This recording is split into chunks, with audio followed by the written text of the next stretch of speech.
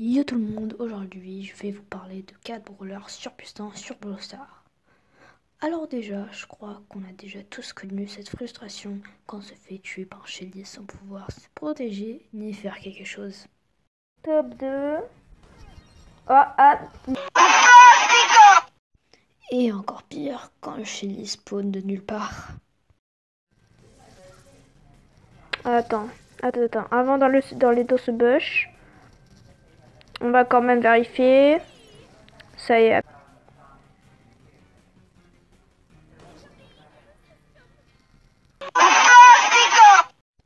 Ce qui fait de Shelly un brawler aussi fort, c'est que déjà tout le monde l'a.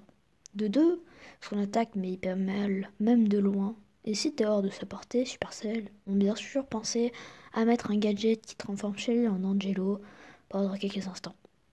Et si t'arrives à le crack, il y a bien sûr son pouvoir star qui le régène quand il est low. En plus, il a beaucoup de PV. Tous les brawlers le craignent. Son seul grand ennemi, c'est Frank, qui a plus de 10 000 PV et qui met à peu près 2000 de dégâts par attaque. Et puis même Supercell ont eu la mauvaise idée de mettre l'hypercharge qui détruit tout. Shelly a été et sera toujours l'un des meilleurs brawlers sur le jeu. Mais avant de continuer, n'hésitez surtout pas de mettre un pouce bleu et de vous abonner. Car à 25 pouces bleus, je ferai une partie 2. Second brawler, Edgar. Bon, je ne l'ai pas encore sur mon petit compte, mais il est partout. Tout le monde le joue. Il n'y a pas une seule game où il n'y a pas d'Edgar. Ça s'explique à travers ses dégâts qui le régènent, son super qui se recharge tout seul et qui lui permet de sauter sur un ennemi ou de s'échapper. Ses gadgets sont soit un bouclier pour approcher un combat ou de s'enfuir, ou de recharger son super rapidement. Ses défauts sont ses PV et du coup chez lui.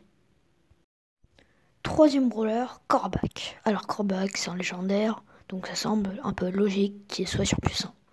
Mais Kor'Bak il est un peu différent. Son attaque lui permet de mettre des dégâts causés par les couteaux, puis par le poison, qui en plus révèle ton emplacement si t'es dans un bush. Et il va en profiter pour te rebalancer ses attaques. Son super est un peu comme celui d'Edgar, mais au départ du saut, il balance plein d'attaques et même chose à la fin. Son gadget est à peu près comme celui d'Edgar et le bouclier.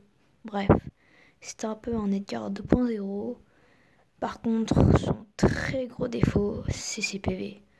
Donc le corps à corps n'est pas trop fait pour lui, quoi. Quatrième brawler, Angelo. Pour moi, Angelo est le meilleur tireur d'élite. Ses PV sont corrects, son attaque fait très mal, son super a 3 fonctions. Il est très petit, mais en gros, si un ennemi veut se battre corps à corps et qu'il va dedans, ça l'empoisonne. Si tu attaques en étant dans ton super, ton attaque sera empoisonnée comme l'attaque de Kor'Bak. Et avec son pouvoir star, tu peux te régénérer en étant dedans. Son gadget lui permet de s'enfuir loin en volant 500 PV à un adversaire proche. Son défaut est qu'il ne veut pas se régénérer en chargeant. En plus, il peut aller sur l'eau, donc ça c'est bien. Petit bonus, Arcade.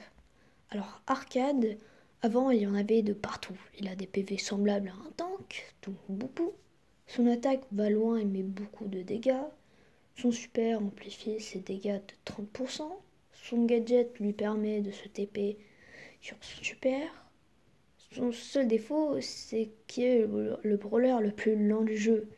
Mais ce qui rendait ce brawler hyper cheat, c'était son pouvoir star qui lui donnait une seconde vie. En survivant solo, c'était abusé, il n'y avait que ça. Mais son pouvoir star a fini par être banni, puis supprimé du jeu pour toujours. Merci d'être resté jusqu'à la fin de cette vidéo et à bientôt pour une nouvelle vidéo.